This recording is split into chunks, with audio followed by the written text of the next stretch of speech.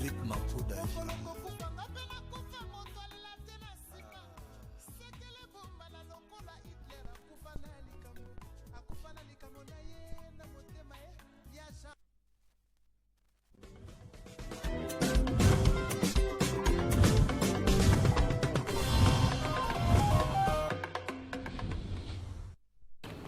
Alors, la série des invités continue. Nous recevrons notre dernier invité avant qu'on ne reçoive Bob Ambongo. Lui, c'est Bob, le prophète Bob. Soyez le bienvenu. Merci beaucoup. Vous portez bien. Je vais très bien par la grâce de Dieu. Dis-moi tout. Un programme, c'est ça? Dis-moi tout, c'est ça? Dis-moi tout, c'était le programme dernier. Cette fois-là, nous avons un temps spécial d'entretien, de prière et de service global. Non, d'abord, dis-moi tout. J'aimerais qu'on y revienne. Comment ça a été la fois passée? La fois dernière, elle était juste extraordinaire. Dieu nous a fait beaucoup de grâce. Il y avait pas mal de gens qui ont répondu à ce grand programme. À peu près combien? À peu près 1500. 1500 personnes? 1500 personnes? Ben oui. Regardez, plus 1500. 1500 personnes. Où ça? Au niveau de ma tête, c'est ça? Oui, oui, oui. Et 1500 personnes, qu'est-ce qu'ils ont reçu? Bon, qu'est-ce qu'ils ont reçu? Je ne sais pas le dire, mais je sais savoir ce que j'ai donné. Vous avez donné quoi? Alors, la parole de Dieu a été enseignée, de malades ont été guéris, de familles ont été orientées. Et je crois que la lumière de la parole de Dieu a apporté suffisamment d'éclairage pour des grandes prises de décision, pour de grands changements, justement, qui s'opèrent par le changement de la personne avant de s'opérer dans son environnement. Voilà. Et vous aviez reçu des témoignages, parce que ce qui pourrait aussi réconforter, c'est les témoignages reçus. Exactement. Il y en a beaucoup d'ailleurs, juste que nous n'avions pas encore établi une bonne politique de voilà. Mais après, il y a tellement de témoignages que nous avons reçus durant tout ce programme. Quand je dis que deux malades ont été guéris, c'est pas la confession de la foi, c'est aussi l'observation médicale. Ça veut dire des cancers. Je crois 2 cancers ont été miraculeusement guéris. Des cancers? Oui, oui. Le 2 au stade 4, s'il vous plaît. Ça veut dire le stade terminal. Et nous avons été témoins de très, très grandes visitations. Des goitres aussi? Oui, il y avait une dame qui avait le goitre qui a disparu. Sur place? Eh bien oui, sur place. On va chercher toutes ces images, on va le mettre pour édifier le peuple de Dieu.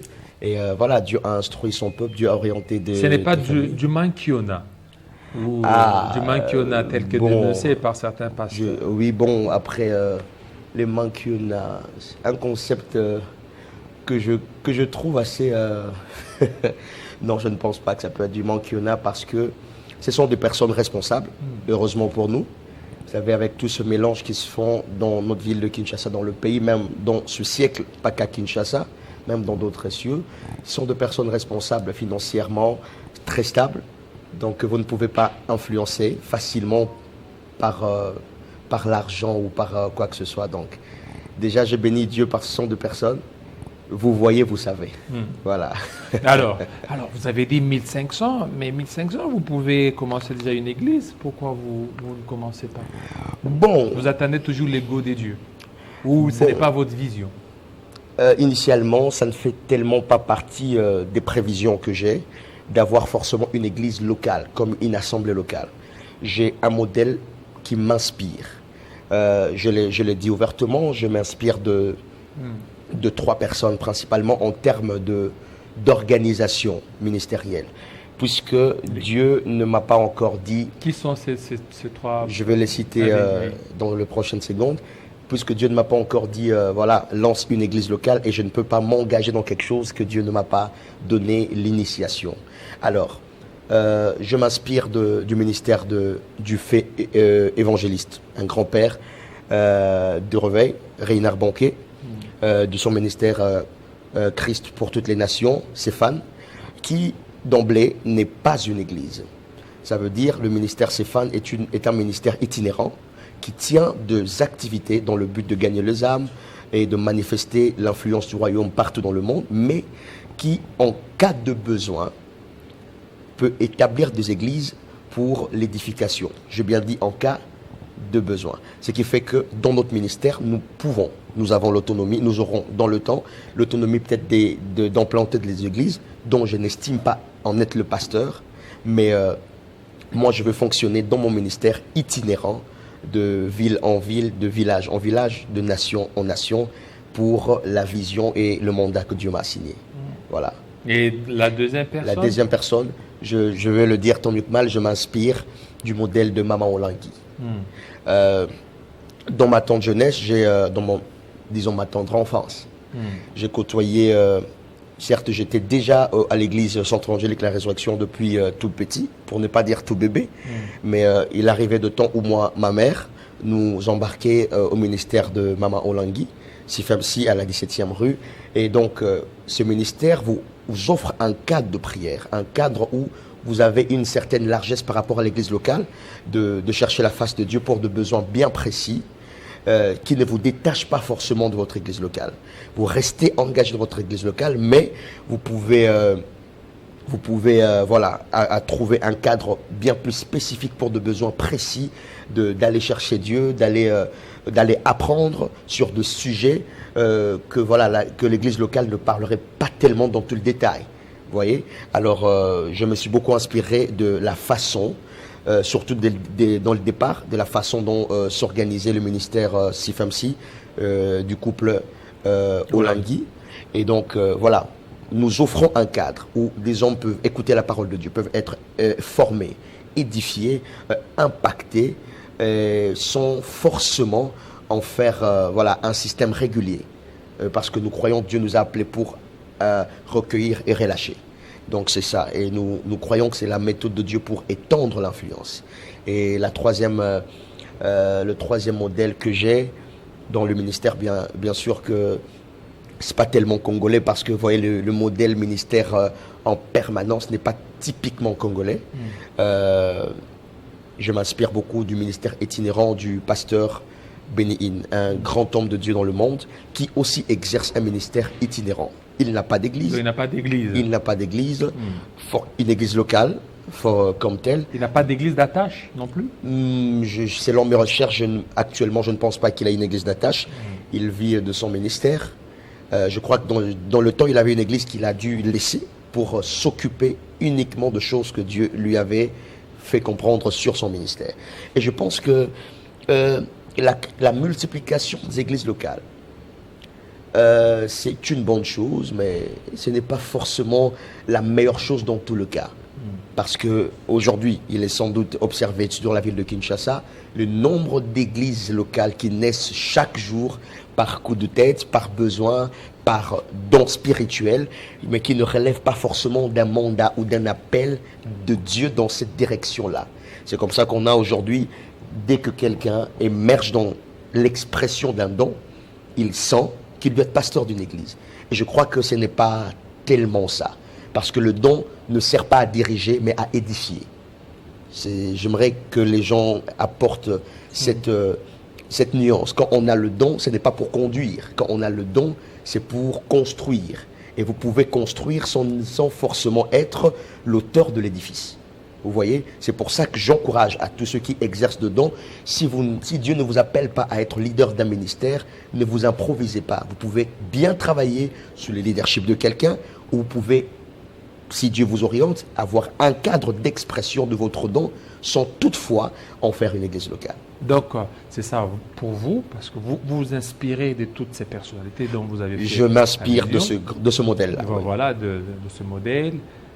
Vous voulez emprunter leur voix, c'est ça? Je sens ça. Vous sentez ou c'est Dieu qui vous a dit ou c'est vous-même?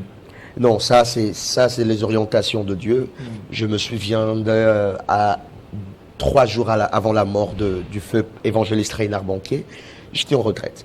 Je n'avais pas de connexion, je n'avais pas de Wi-Fi, j'étais dans un endroit très très éloigné. Et Dieu, je vois dans une vision Reinhard Bonnke qui vient vers moi et qui me dit « Allons-y, on monte dans une voiture, on fait la brousse, on entre dans une grande brousse, une grande forêt, et on rencontre 2 lions. » Et il me dit « Descends. » Et il me dit de descendre, et il est descendu avec moi. Il y avait 2 lions dans cette forêt. Je rappelle que c'est une vision. Hein. Alors, quand il me dit ça, il me dit je pars. Il me dit, moi je pars, mais j'aimerais que tu t'occupes de toute cette forêt, comme je me suis occupé de ça. Il prend son habit, il met sur mes épaules. Il y avait un petit garçon blanc.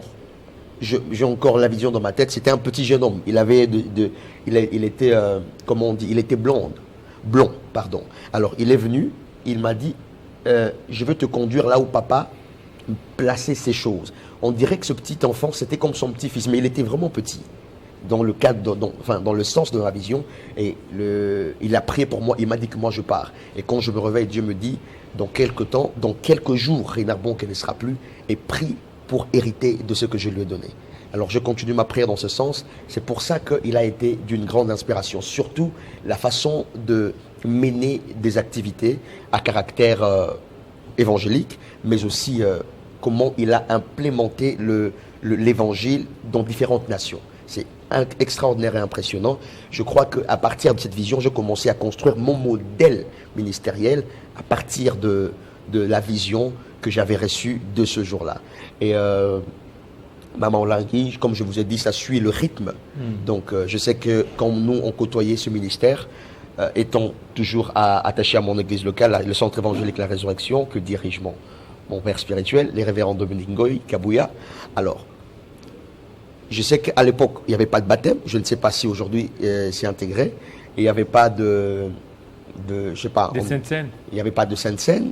Il n'y avait pas beaucoup de choses qui sont tellement liées aux églises locales et ça a donné beaucoup de liberté à des personnes d'y participer. Ce qui fait que nous ouvrons notre champ à tout le monde.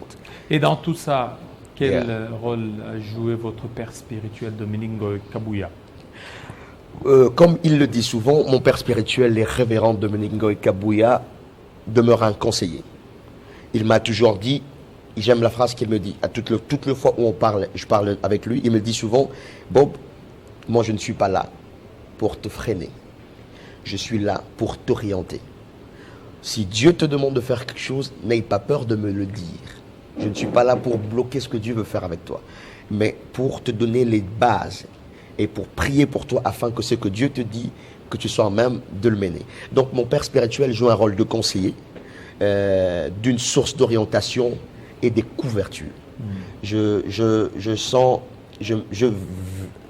en profitant de ce qu'il est, de ce qu'il a, je sentis ma vie et mon ministère aéré, trouver, étendre son champ de liberté et d'expression, et ma couverture a été beaucoup plus solide. Et voilà, comme sont des histoires spirituelles, vous n'aviez pas à lutter contre la chair et les sangs. Et le couac, voilà. Est-ce que dans son entourage, vous n'avez pas reçu, vous n'avez pas eu de couac, de chevauchement? Bien sûr, j'en ai entendu de part et d'autre. Quand je dis de part et d'autre, moi, je n'ai pas peur de le dire. Dans son entourage direct, quand je parle de son entourage, je parle de l'église locale. J'ai entendu de choses telles que voilà, il est en train de prendre les membres de l'église, il veut commencer une église et comme il est prophète, les gens les suivent. J'avoue que beaucoup de membres de mon église viennent dans mes programmes. Ça, je l'ai observé parce que nous avons une sorte de manière de prendre de coordonnées de gens pour rappeler, faire de suivi et qui on ne le souhaite pas, mais en cas de problème, on peut toujours recourir à une base de données pour voir, pour s'enquérir des informations. Alors, plusieurs fois même, j'ai déjà entendu même de certains pasteurs dire que voilà, je prends des gens de l'église, mais mon père spirituel et moi, je ne le cache rien, je lui parle de tout, ce qui fait que je lui ai dit, il sait que les membres de l'église viennent et il y a beaucoup de membres d'autres églises aussi qui viennent et d'autres religions, je précise, qui viennent aussi, pas toujours de chrétiens de réveil. Il y a catholiques qui viennent, kimanguistes qui viennent, il y a pas que ça. Et donc je suis en sécurité. Voilà. Après, dis-moi tout. Quel est ton programme? Voilà, c'est le programme que nous aurons demain. Ça veut dire samedi 19 octobre. Ça s'intitule un temps spécial, temps d'échange, d'intercession prophétique et de service, avec toutes les familles, toutes les personnes qui aimeraient écouter la parole de Dieu, être enseignées sur de grandes questions de la destinée, mais avoir aussi la liberté d'exprimer, par exemple, le besoin. Alors, la particularité avec ce programme, c'est que je veux m'entretenir avec des familles, avec des personnes, de malades, des entrepreneurs, de familles, de pères de famille, de jeunes. Et on aura toujours la liberté de poser des questions et même de soumettre des problèmes. Par exemple, je parlerai, je vais enseigner autour de la parole de Dieu. Et si des gens ont des questions ou de préoccupations qui nécessiteraient qu'on oriente par le don que Dieu nous a fait, voilà, nous allons exercer librement et les gens seront vraiment libres de soumettre. Il y a des cas de stériles, de malades, de paralytiques, d'aveugles, de chômeurs et tout. Dieu va nous donner ces cadres-là. Voilà, merci beaucoup, homme de Dieu, Bob Sion. Surtout je vous remercie. Voilà, de votre passage aujourd'hui. Je pense que vous avez suffisamment du temps. Ah ouais? Voilà, okay. Effectivement. Alors, tout de suite, on va terminer par un autre Bob, notre matinale. Merci. Merci à vous.